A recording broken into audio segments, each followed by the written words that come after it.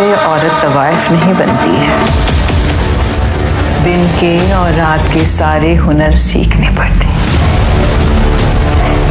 Heera Mandi Netflix की वो latest और हिट मूवी है जिसमें तवाइफों की लाइफ के बारे में बताया गया है। ये लाहौर में बसे एक ऐसे एरिया की कहानी है जो आज रेड लाइट एरिया बन चुका है। तवाइफ लफ्ज सुनकर हर किसी के ज़हन में एकदम यही बात जाती है कि तवाइफ एक ऐसी औरत होती है जो कोठे में मौजूद अमीर मर्दों के लिए डांस करती है और उनको जिस्मानी तौर पर खुश करती है। लेकिन क्या है हीरा मंडी की असल कहानी और तवाइफ लफ्ज इतना बदनाम क्यों है, और क्या मूवी हीरा मंडी तवाइफों के लिए गलत गाइड कर रही है देखने वालों को, और क्या संजय लीला बंसारी ने ये मूवी संजय दत्त और काजोल के लिए बनाई है, क्या संजय दत्त और काजोल का माजी जुड़ा है हीरा मंडी से, सच क्या है आज आप जानेंगे इस वीडियो में।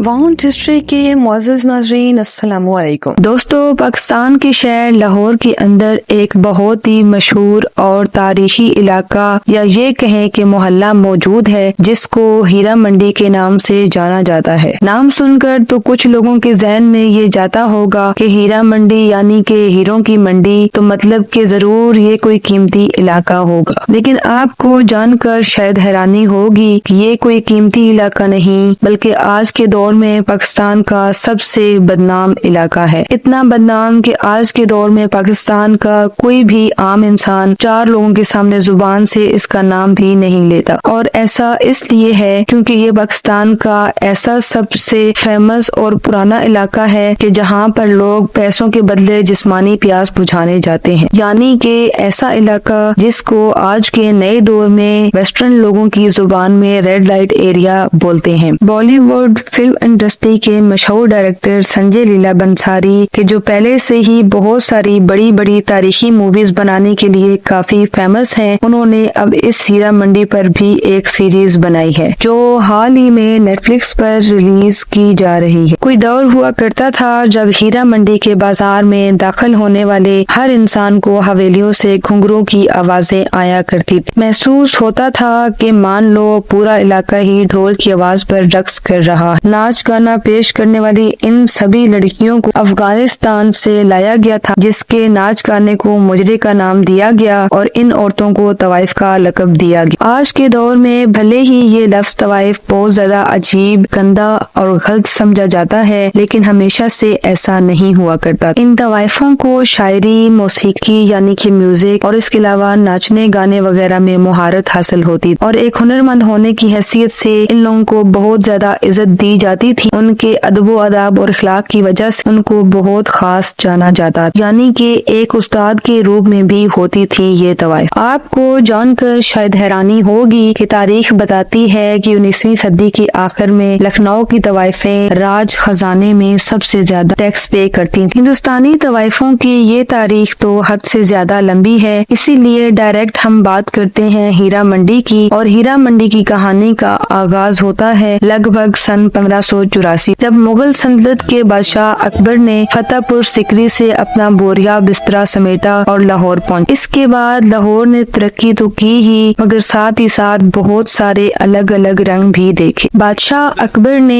इस दौर में दरबारी, अमीरों और मुलाजमों के रहने के लिए अपने लाहौर के किले के आसपास एक रिहायशी इलाका बनवाया जो बहुत जल्द ही एक मोहल्ले में बदल गया। और क्योंकि ये शाही दरबार के बिल्कुल पास में था तो इसको शाही मोहल्ला का नाम दिया गया। इसके बाद अब आहिस्ता आहिस्ता शाही मोहल्ले में अलग अलग इलाकों से तवाइफों का आना शुरू हो गया, जिसमें ज्यादातर तवाइफें अफगानिस्तान, काबिल के इलाके से लाई गई। उनका काम होता था शाही दरबार में नाच गाना करके बादशाह का दिल बहलाना या फिर उन दरबारी लोगों का दिल बहलाना जो बादशाह के नीचे की पोजीशन पर बैठे हुआ करते थे। इसी चीज को उस दौर में मुजरा कहा जाता था और इस मुजरे यानी नाच गाने को सिखाने के लिए बाकायदा बादशाह की तरफ से उस्तादों तक को रखा जाता था। आपको ये भी जानकर हैरानी होगी कि उस दौर में तवाइफों की اتنی زیادہ عزت کی جاتی تھی اور ان کو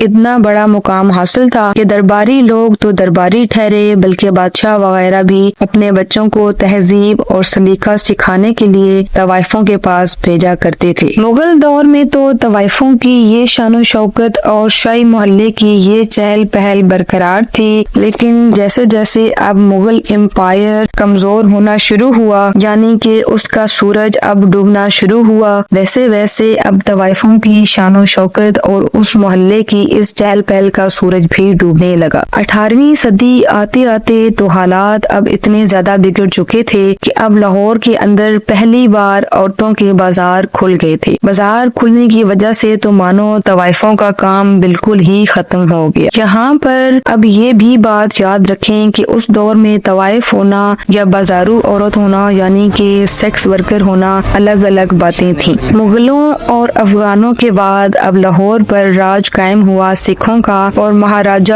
رنجیت سنگھ کے دور میں ایک بار پھر سے طوائفوں کا کلچر واپس آ گیا۔ بلکہ بتایا تو یہاں تک بھی جاتا ہے کہ مہاراجہ رنجیت سنگھ کو ایک طوائف سے عشق ہو گیا تھا اور بعد میں انہوں نے اس سے شادی بھی کر لی تھی۔ حالانکہ اس معاملے کو لے کر الگ الگ ہسٹوریکل ورژنز ہیں، کیونکہ کچھ لوگوں کا ماننا ہے کہ طوائف سے شادی کرنے کی وجہ سے ہی ان کو کوڑے مارنے کی سزا سنائی گئی، جبکہ کچھ کہتے ہیں کہ صرف سزا سنائی گئی تھی، کوڑے نہیں مارے گئے تھے۔ اور کچھ جگہ تو یہ بھی پڑھنے کو ملا ہے کہ مہاراجہ رنجیت سنگھ کو طوائف سے عشق ضرور ہوا تھا لیکن شادی نہیں کی تھی اس سے۔ مہاراجہ نے اس کے لیے سونے اور چاندی کے سکے بھی بنوائے اور اس کے کہنے پر ایک مسجد بھی بنوائی جس کو مسجد طوائف کا نام دیا گیا۔ اس کے بعد شاہی محلے کے پاس ہی میں اس کے لیے ایک عالیشان گھر بھی بنوایا گیا۔ اب سوال یہ ہے کہ بادشاہ اکبر کی طرف سے بنایا گیا یہ شاہی محلہ آگے جا کر ہیرا منڈی میں کیسے منتقل ہوا؟ تو دوستو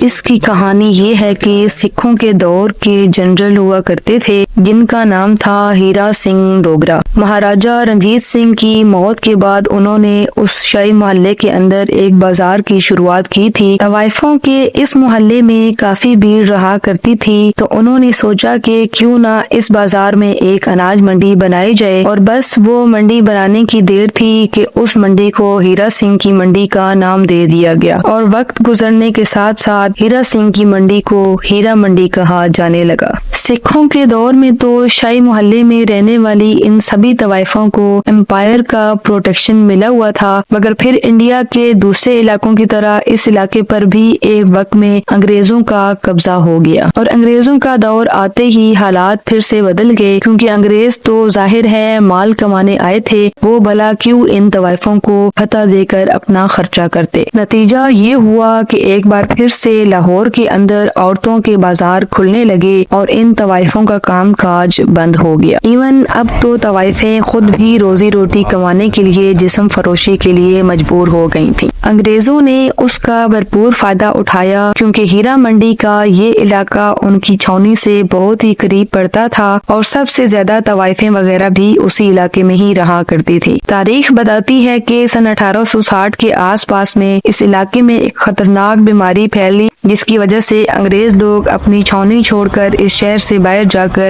آباد ہو گئے۔ بیماری جب ختم ہو گئی تو اس علاقے کی جو حویلیاں اور عالیشان عمارتیں تھیں ان کو امیر لوگوں کے ہاتھوں خالی کیا گیا، اور انہی امیروں اور رئیس لوگوں نے ایک بار پھر سے طوائفوں کی سرپرستی کرنا شروع کر دی، جس کی وجہ سے اب ایک بار پھر سے طوائفوں کا یہ کلچر سٹارٹ ہو گیا۔ فرق بس اتنا تھا کہ اب مجرا صرف ہیرا منڈی کے اندر ہی دکھایا جاتا تھا، جس کو دیکھنے کے لیے امیر اور مشہور لوگ ہیرا منڈی آیا کرتے تھے۔ 20ویں صدی کی شروعات میں ہیرا منڈی کا خوب نام ہوا کرتا تھا۔ ایون نور جہان اور خورشید بیگم جیسی بڑی گلوکاروں کی شروعات بھی یہیں سے ہوئی تھی۔ سر گنگا رام جن کے نام پر انڈیا میں مشہور ایک ہاسپٹل بھی موجود ہے، ان کا گھر بھی ہیرا منڈی میں ہی ہوا کرتا تھا۔ اس دور میں یہ علاقہ مقابلے کے لیے بھی مانا جاتا تھا، مگر مقابلہ کشتی کا نہیں بلکہ موسیقی کا ہوا کرتا تھا۔ 1940 کے ایک مقابلے میں یہاں پر تو ایک ایسا بڑا میوزک کا مقابلہ بھی ہوا تھا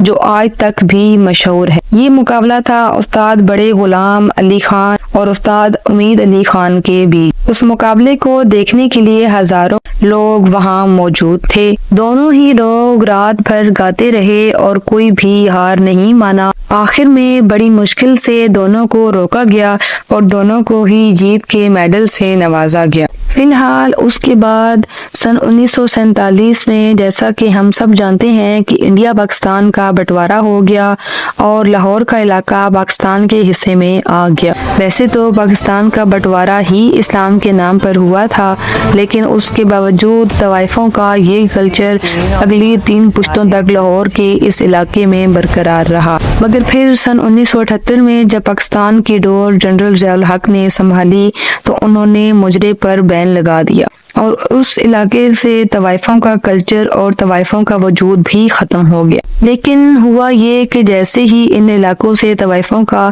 یہ کلچر اور یہ رواج ختم ہوا تو ایسے ہی ان ساری چیزوں کی جگہ اب جسم فروشی کے بازاروں نے لے لی. اور وہ شاہی محلہ یعنی ہیرا منڈی کا علاقہ جو تاریخ کے کسی دور میں طوائفوں کے لیے مشہور ہوا کرتا تھا، اب رات کے اندھیروں میں جسم فروشی کے لیے مشہور ہو گیا. اور آج بھی پاکستان میں اس پورے علاقے کی یہی پہچان ہے. اور رہی بات سنجے دت اور کاجل کی کہ کیا ماضی جڑا ہے ان کا ہیرا منڈی سے اور کیا تعلق رہا ان کا، تو وہ یہ تھا کہ بالی ووڈ ایکٹر سنجے دت کی نانی یعنی کہ لیڈ نرگس کی ماں جدن بائی بھی ایک طوائف تھی. لیکن دوستو آج بھی میوزک انڈسٹری میں ان کا نام بڑی عزت سے لیا جاتا ہے. اس کے علاوہ رتن بائی نام کی بھی ایک طوائف ہوا کرتی تھی جو بالی ووڈ میں پاپولر ایکٹریس رہ چکی ہیں، اور یہ ایکٹریس کاجل کی پڑنانی تھی. اور سنجے لیلا بنساری نے ان دونوں سٹارز کی وجہ سے یہ سیریز نہیں بنائی، بلکہ سنجے لیلا بنساری تو ہمیشہ سے تاریخی فلموں کے لیے فیمس ہیں اور انہوں نے یہ مووی 14 سال پہلے سے ہی پلان کی ہوئی تھی. اور ان کا کہنا تھا کہ اس کاسٹ کو سیریز میں اس لیے پیش کیا گیا نیٹ فلکس پر کیونکہ یہ 3-4 گھنٹوں میں بیان نہیں ہو سکتی تھی. امید ہے کہ آپ کو اس ویڈیو سے بھی کافی انفارمیشن ملی ہوگی. اپنی رائے کا اظہار ہمارے کمنٹ باکس میں کریں اور مزید ایسی انفارمیٹیو، پاپولر اور ہسٹوریکل ویڈیوز کے لیے سبسکرائب کر دیں چینل کو اور اس ویڈیو کو ضرور لائک کر دیں.